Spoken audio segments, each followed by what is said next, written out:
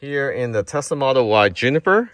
So this video will talk about every options and adjustment you can do to your Tesla Model Y Juniper.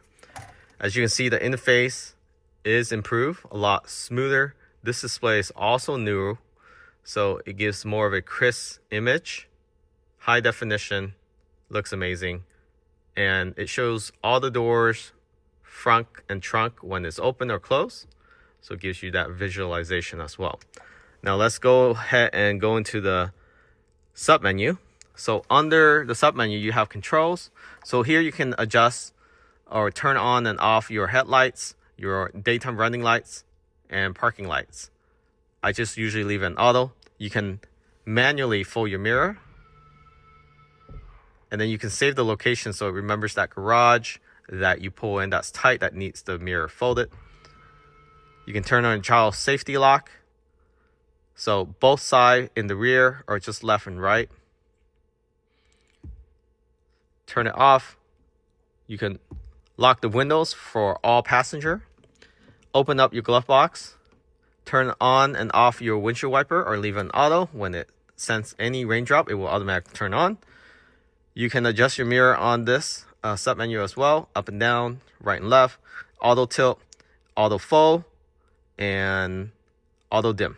So auto dim is if there's someone behind you with headlights too high up and hitting your mirror, it won't affect you. You can adjust the tilt when you're backing up. You have your Sentry mode on and off here. This is your dash cam. It includes the front, rear, side fenders, and B-pillar. You have your car wash mode. So when you're going through a drive-through car wash or you're washing your car, you want to turn this on. And this can allow you to fold your mirror, put it in neutral, and also turns off the auto open for your charge port. And don't have your windshield wiper on automatic. It will turn that off so it doesn't just wipe when it senses any water drops and so forth. You can switch to neutral here, or you can switch to neutral on this slide bar. And then your display brightness, you can turn it on and off or put it in auto. Under dynamic, you can change how quickly the vehicle accelerate. Chill, 0-60, probably around 6 seconds or so. Standard, 4.6 seconds. You can get the booster, 4.1 seconds.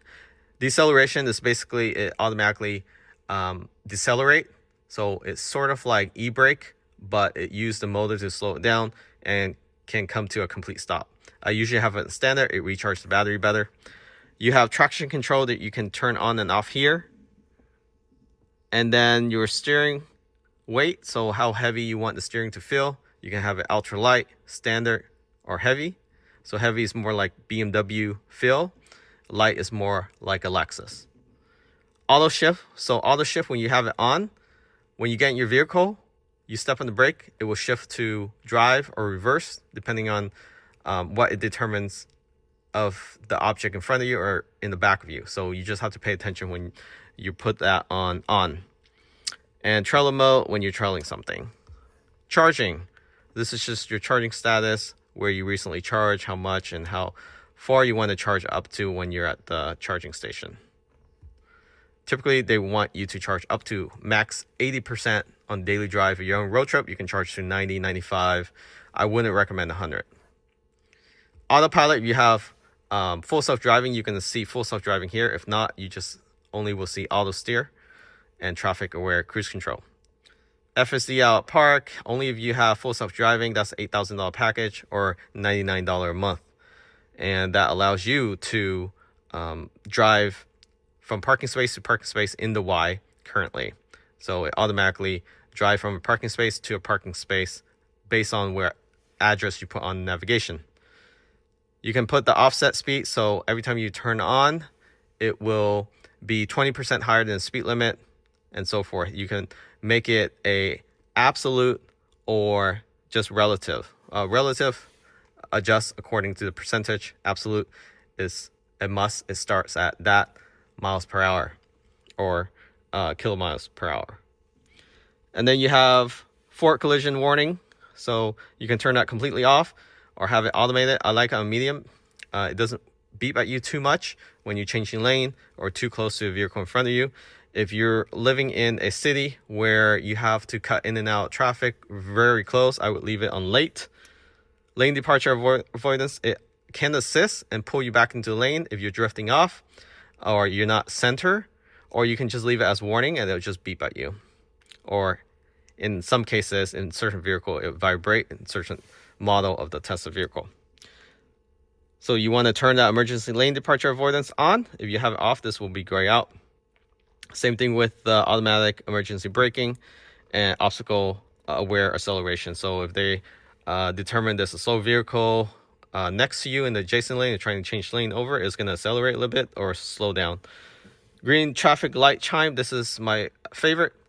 It alerts you when the light turns green, but it's not 100%. It's like 98%. Sometimes there's false negative on there where it alerts you when it's actually a turn light that turns green, not the forward looking light that turns green. So I think they're going to hit 99, maybe 99.9%, but it's pretty accurate.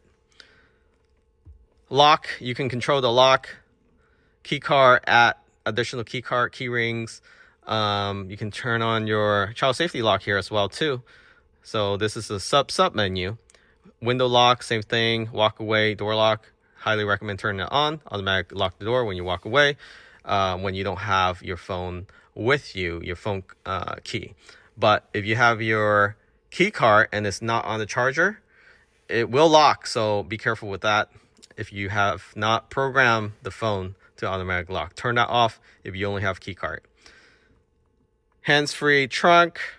So when you stand in the back of the trunk, it automatically pops open. And then you can adjust the lock to automatically only unlock your driver's door. And then you can adjust it to either hold the driver's door open for a few seconds and it unlocks all the other door, or just have it all doors unlock. So those are the customization that you can do here.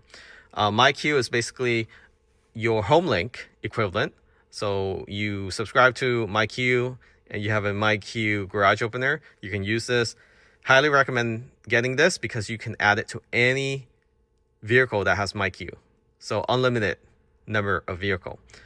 So if you try to buy HomeLink, it goes with the vehicle and essentially you lose that if you trade in the vehicle in the future. Highly recommend MyQ instead. Lights, interior headlights, dome lights, you can adjust it here. Ambient light, of course, you can change the color, any color you like. So very customizable. You can have it on and off during daytime, off daytime, on at nighttime. So you can adjust that. Seats, lots of seat adjustment that you can do here with the rear seats. You can fold it, unfold it. You can move it up and down for the passenger seat. So pretty neat feature there. Display, again, brightness, dark, auto adjust. I like it usually on dark. And then blind spot camera. So when you turn on your turn signal, I also like this. It shows your blind spot.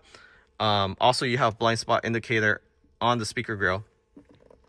And also on the display, when you have the camera on, it will show red highlights on which side there's you change the lane to, and there's a vehicle in there. Schedule update, Sentry. So this is just a recording to exclude home, work. This does waste battery, more so, like 1 or 2% per day. So you want to preserve that, turn off your Sentry mode. Then you can format your dash cam. And other adjustment. So warning, they have warning, collision warning, blind spot warning, rear cross traffic when you're backing up. If there's a vehicle coming up, it's going to warn you. Also flash red on the display. Service, tire pressure, owner's manual, and this is more for maintenance. Not that you need a lot of maintenance with the Tesla vehicle. Software, that's just, and then navigation, how you want to adjust navigation. Voice on, use the HOV lane, the carpool lane, automatic navigation, trip planning. So all this relates to navigation. You can avoid toll road, you can avoid the highway, you can avoid ferries. You can add third-party charging, not just supercharger on your trip. It automatically will detect that. And odometer, trip, just any standard Wi-Fi you can connect to the house Wi-Fi. and then you can get the firmware update. Bluetooth connection, if you don't have the data connectivity, you can attach your phone with Bluetooth to the vehicle and play any application from that. And that is it for the display. There is other icon menu. So you click on the bottom here, you have all these icon, quick access. It's just easier to use here. You have your arcade, as well as light show. You can play light show. You can have your speaker outside play certain sound when you're locking. You have other Easter egg activities that you can impress your passenger with here. And let me go to arcade. So arcade, there's a lot of games that you can play here while you charge. Pretty neat. And that's pretty much it.